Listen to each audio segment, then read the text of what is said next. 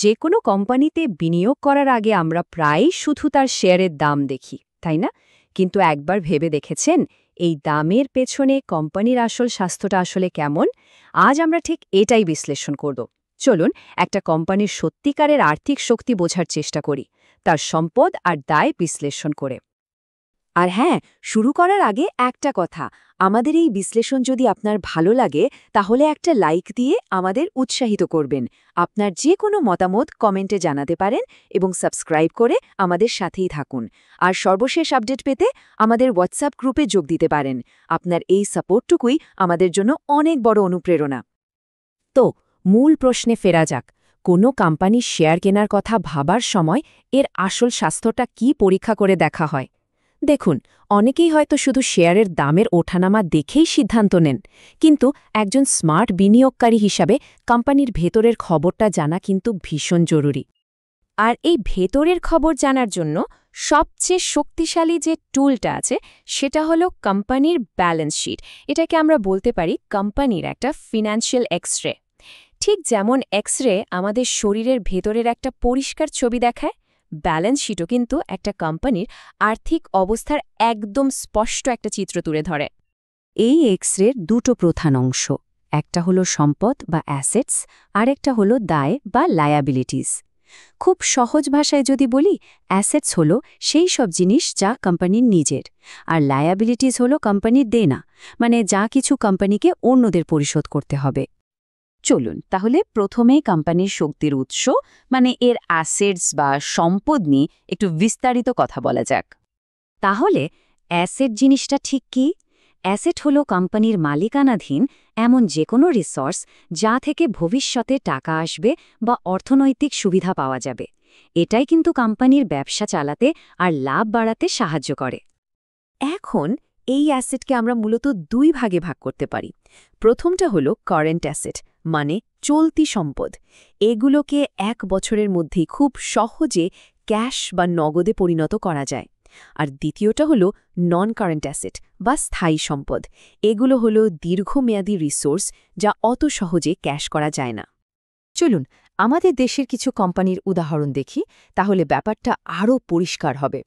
যেমন ধরুন ব্র্যাক ব্যাংকের কাছে যে নগদ টাকা রিজার্ভে আছে সেটা একটা দারুণ কারেন্ট অ্যাসেটের উদাহরণ। একইভাবে বেক্সিমকো ফার্মার গুদামে যে ওষুধের স্টক আছে সেটাও কারেন্ট অ্যাসেট। অন্যদিকে সামিট পাওয়ারের একটা বিশাল বিদ্যুৎ কেন্দ্র কিংবা ধরুন স্কোয়ার ফার্মার বড় ফ্যাক্টরি আর যন্ত্রপাতি, এগুলো হলো নন কারেন্ট অ্যাসেট, কারণ এগুলো কিন্তু দীর্ঘ সময় ধরে কোম্পানির জন্য ভ্যালু তৈরি করে। তবে একটা মজার ব্যাপার আছে, সব সম্পদ কিন্তু চোখে দেখা যায় না বা ছোঁয়া যায় না। কিছু অদৃশ্য সম্পদও থাকে যেগুলোকে বলা হয় ইনট্যাঞ্জিবল অ্যাসেট, যেমন গ্রামীণফোন বা বিকাশের ব্র্যান্ড ভ্যালু।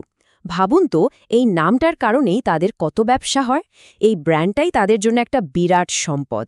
তার মানে এই অদৃশ্য সম্পদগুলোই কিন্তু প্রায়শই একটা কোম্পানির সবচেয়ে বড় শক্তির উৎস হতে পারে। বেশ, আমরা তো কোম্পানির শক্তির দিকটা দেখলাম।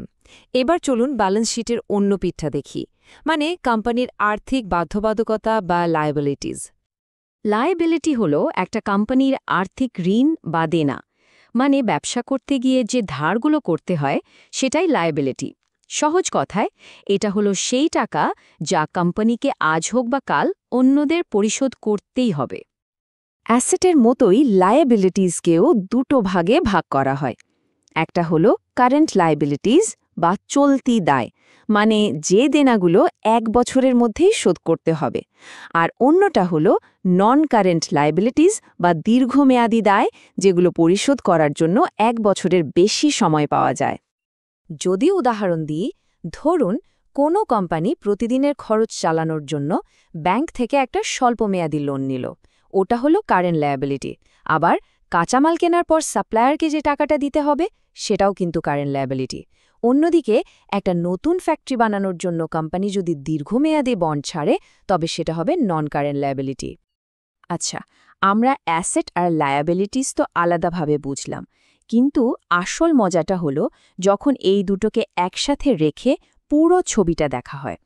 চলুন দেখি দুটোকে মেলালে কোম্পানির আর্থিক অবস্থার চিত্রটা কেমন দাঁড়ায়। ব্যালেন্স শিটের মূল সূত্রটা কিন্তু একদম সহজ। মোট সম্পদ সমান হল মোট দায় আর শেয়ার হোল্ডারদের ইকুইটির যোগফল। এখন প্রশ্ন হলো ইকুইটি কি? ইকুইটি হলো কোম্পানির সব দেনা শোধ করে দেওয়ার পর যা বাকি থাকে সেটাই হলো মালিক বা শেয়ার হোল্ডারদের আসল অংশ।